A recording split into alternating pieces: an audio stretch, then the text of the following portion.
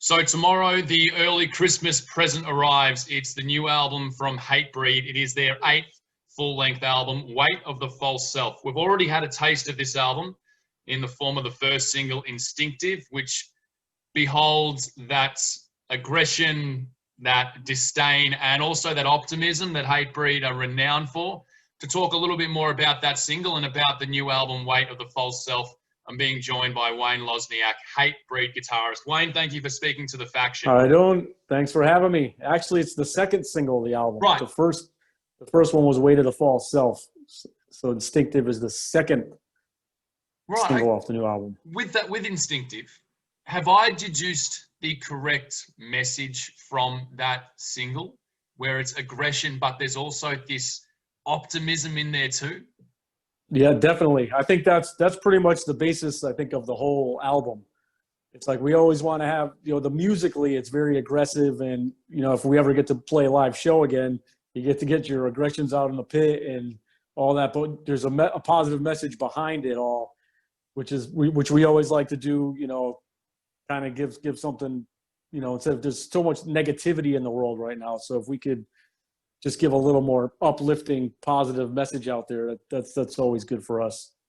And thank you for allowing me a sneak preview of the album. I did have a listen to it, and I've noticed that there is still that distaste for humanity that Hatebreed have carried with them over the years. Do you think the band, you know what I mean? Do you think do you hate people more in 2020, or do you think we've seen the better side of humanity? Oh, I think, 2020, I think is probably the worst I've ever seen in humanity ever in the United States. It's just, this is the most divided I've ever seen. It's with all the whole political thing and people at each other's throats.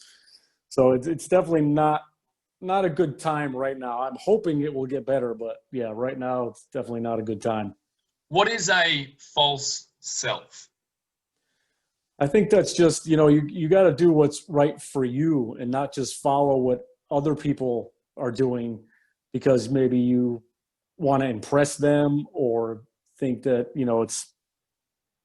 they're doing something that, you just want to be a part of, kind of.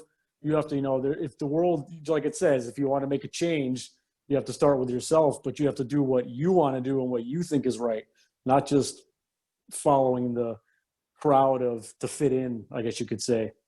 Did you follow the format of a lot of bands releasing new music in 2020 where you would have to record and write via the interwebs, or were you able to meet up locally together in person? We were all done before the pandemic even started. So yeah, we've been sitting on this. That's another thing that sucked about 2020. We literally started, our last show was last October. We were off the road in October. We went right into the studio in November. So it's been a year already that we were in the studio. I think we were finished pretty much in January. So finished, done. It was off to the rec. Yep, we had a tour planned with Parkway Drive in March. We were supposed to leave. The album was supposed to come out in May. So it was done before the pandemic. So I'm just glad it's actually coming out this year because I didn't even know if it was going to happen or not.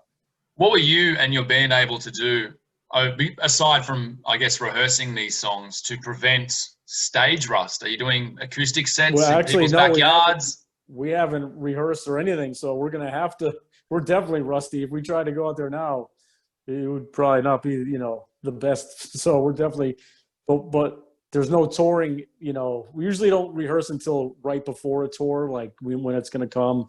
So especially because we have people living, like our other guitar player lives in Florida. The other one lives in Poughkeepsie, New York, not too far, but it's like, so we're not like it's not like we live down the street from each other where we could just get together and hang out. But yeah, we'll see. This is the longest we've not played together since the band started.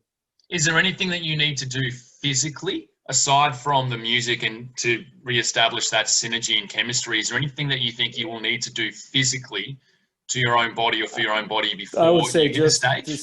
Just stretching, a lot of stretching, do some quick push-ups. I like to do some backpack curls, backstage before I go on just to get the blood pumping. But yeah, there's not too much. We've been doing it for so long. It's kind of natural, to us. So we don't have to do much, but a little bit. We're getting older now. So If you had to pick one thing that you miss most about touring, and then one thing that you have enjoyed having some time away from in regards to touring, what would you go with? One thing you miss, one thing you're glad you haven't had to do in 12 months.